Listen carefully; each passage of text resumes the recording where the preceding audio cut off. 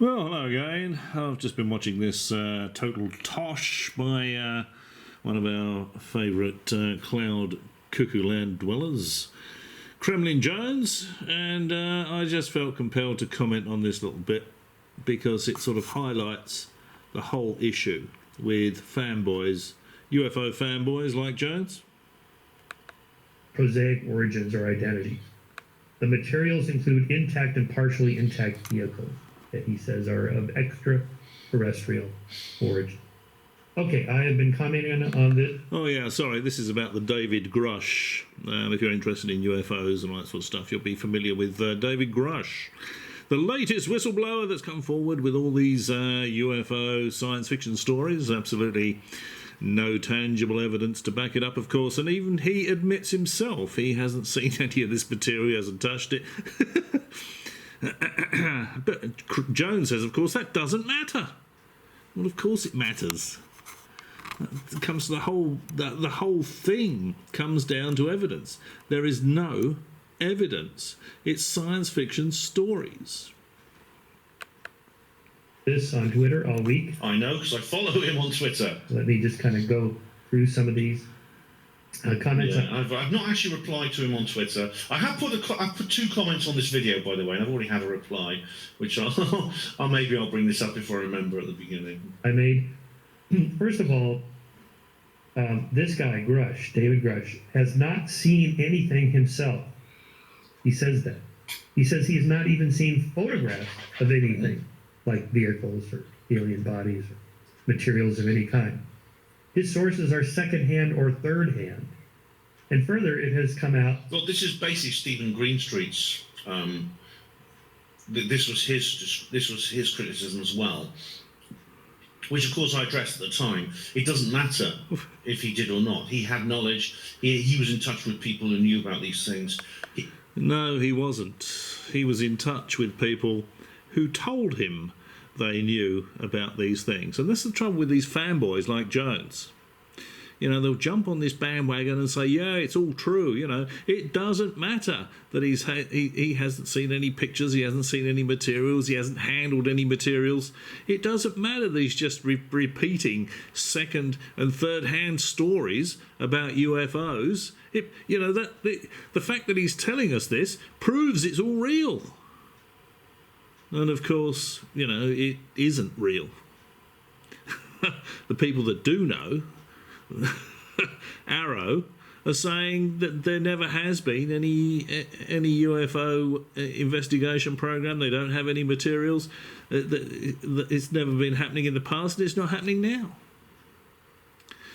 You know, and it's only the fanboys that jump on this and swallow it hook, line and sinker. They're happy to believe any pro-UFO story without a scrap of tangible evidence. And that's a big problem. That's a big problem in this UFO business. People like Jones call themselves researchers. Of course, they're not researchers. They're fanboys. I'm going to do a video on this Grusch interview myself, I think. And I'll just go through it and comment on what he actually says. But Jones makes some really stupid comments in this. Really stupid comments. He's old hobby horse, his old chestnut with the fake alien invasion, you know, and all come together under a one world government, give up all your civil liberties and, you know, we'll protect you. And he really has no idea how ludicrous that sounds. I mean, could you imagine Zelensky and Putin? You know, the guy that runs Iran, Syria, all the leaders in Africa, all the leaders in Europe, all coming together to form one government. Who would lead it? And the general populace would say, "You want us to give up all our civil liberties?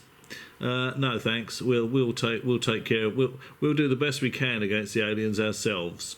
We don't need you." They wouldn't, especially after the recent pandemic. No one's going to be interested in giving up any civil liberties. They've all had enough of it. So it's complete and utter tosh, you know, from that guy there, Jones. Absolute bloody nonsense.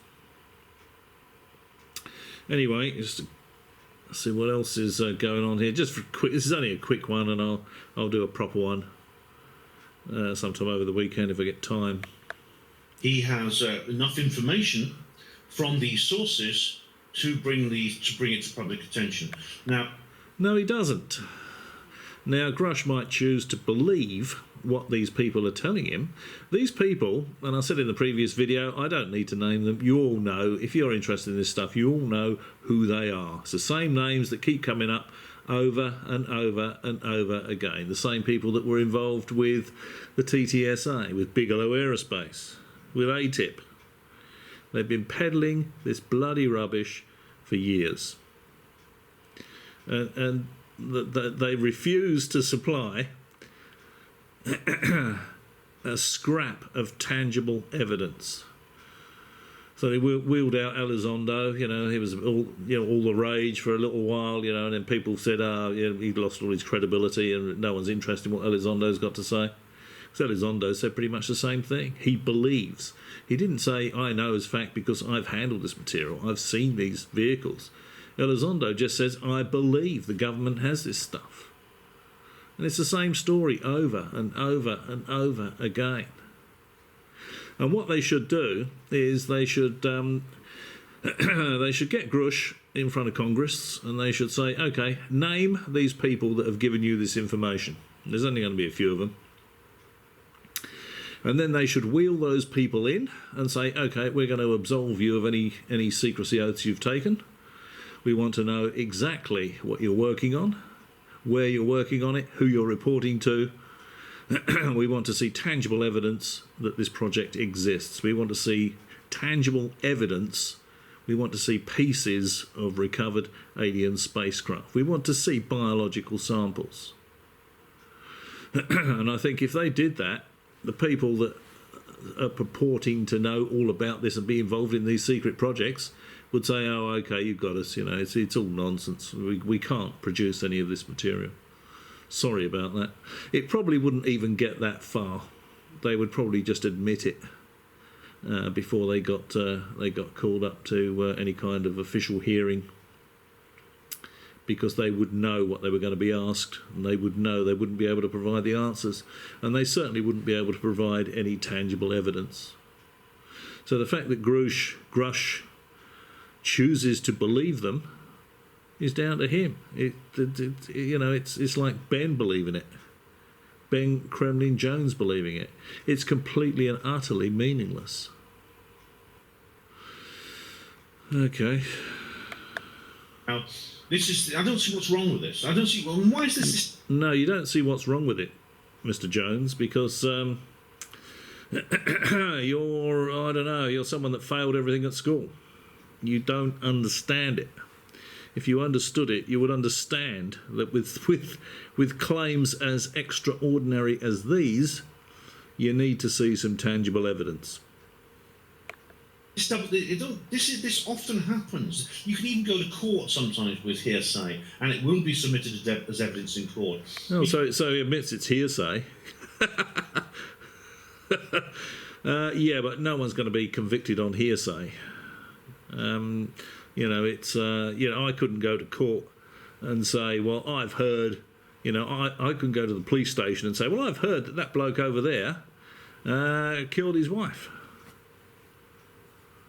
When she's just gone on holiday for a month with her mates, They sort of look into it and they say, well, she's alive and well, she's in Spain. It's, you can't convict anybody in a court of law on hearsay. You have to prove beyond a reasonable doubt, with evidence, something is true.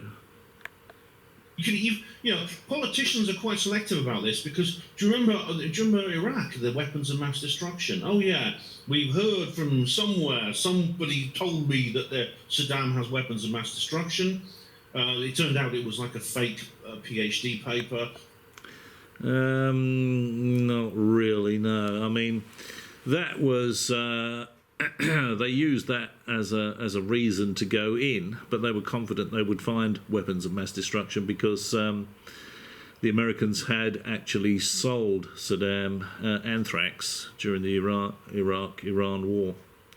So, and there was a picture of Donald Rumsfeld and Saddam Hussein shaking hands and smiling into the camera. So that the Americans thought they could use that pretext to go in there, and they were convinced they'd find weapons of mass destruction because they'd sold them to them.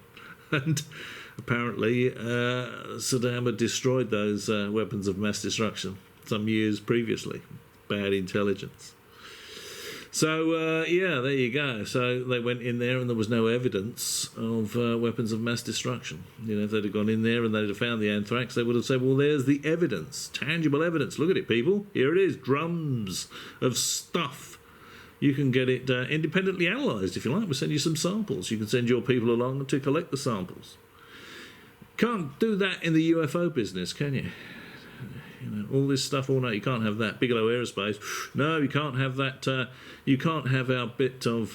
You can't see any of our alien material. You can't have samples to analyse yourself. See, if this was real, then they could get the people. They could get the people involved, and they would say, "Okay, let's get these samples. We absolve you of any secrecy oaths. We're going to put you under oath now. Tell us exactly what you've been doing, where you've been doing it, who you report to. Let's get some samples of these materials, and we'll get them out into academia. Get some top universities analysing this stuff, and we'll get it all peer reviewed. You know, and then everybody will be happy to accept if they. And then if you get these multiple people saying, yeah, well, this is alien material for sure, you know." Then everyone's going to be happy to accept that. I'd be happy to accept that. But I'm not remotely interested in science fiction stories with zero evidence. The sort of thing that Jones here laps up. And so do the other UFO fanboys. They just lap this nonsense up, and there's just no substance to it. It's just drivel. And he can't see why. What's the problem? He's making the seriously extraordinary claims, you know, sort of the sort of claims that, if true, would have global impact. You know, it's it's on such a huge scale that, you know, you need something to say it's real. You can't just say, well, this guy told me that. And Grusch is just saying, well, these guys told me that.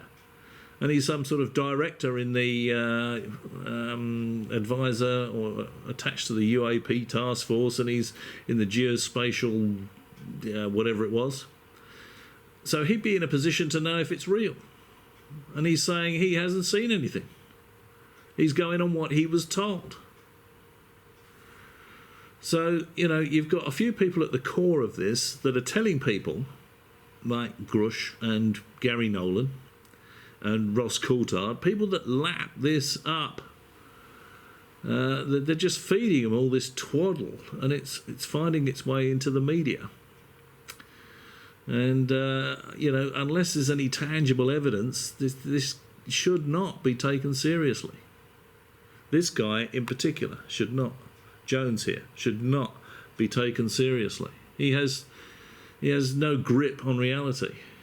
He has no interest in evidence. All right, well, that's just a short one. I'll have a look at it. I'll have a look at this a little more closely. The Grusch interview with Ross Coulthard is another fanboy, of course. And you've got to bear in mind too that Ross Coulthard and Gary Nolan have had that Texas alien sphere for some time now. Now, because they're both fanboys, they would have looked at that. Gary Nolan would have looked at that fairly quickly. He would have analysed that. They would have known for a long time that it's a plain old terrestrial ball check valve made in the good old US of A. But they haven't released that information. You've got to ask yourself why, haven't you? Why haven't we heard the results of that test? I think it's because they don't want to say it's plain old terrestrial material yet again. You know, because Ross Coulthard's got books to sell. You know, as I say, they're fanboys. Now, there is an interesting contradiction with the Grusch interview and Gary Nolan's last interview, which I'll which I'll show you in the video that I do over the weekend. I'll tell you what it is anyway, but I'll show you. One of them is that Grusch is saying, oh yeah, we've recovered alien pilots. Now, in the Gary Nolan interview, they asked Gary Nolan if he's got any actual evidence of this stuff. And he says, oh, you really think they'd send vehicles with living beings in? And he goes into this, twaddle spray, when all he had to say was, no, I've got no experience whatsoever with any of the material. But Gary Nolan is saying, well, the aliens wouldn't send vehicles with a crew in, with living beings in. Grusch is saying, he's been told, oh yeah, they've got alien pilots, recovered alien pilots. So it's they're telling this core of people that's dishing out all this nonsense are giving people different stories. They're telling Grusch that they've recovered alien pilots because they know Grusch can't analyse them. They don't tell Gary Nolan that. They tell Gary Nolan they've got technological recovered stuff because they know Gary Nolan can't analyse that. But he can analyse the biological stuff. So they don't tell Gary Nolan they've got recovered pilots because the first thing Gary Nolan's going to say is, send me some biological samples. Let's take a look at this. Let's see if they have DNA. It's all science fiction stories. And it's, it's just irritating, that these people do this on a fairly regular basis. They come out with all this absolute bloody rubbish, a steaming pile with zero tangible evidence. So what's wrong with that? Everything is wrong with that. Jones can't see that because he's a fanboy.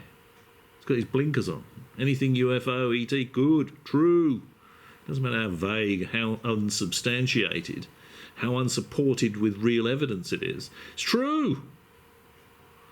Anything anti-UFO, any facts are summarily dismissed. No evidence, doesn't matter. He's repeating stuff he's been told by someone that's been told by somebody. So it's got to be true. Got to be true. Absolute rubbish. All right, thanks for watching. As I said, I'll see if I can do a real video about this over the weekend.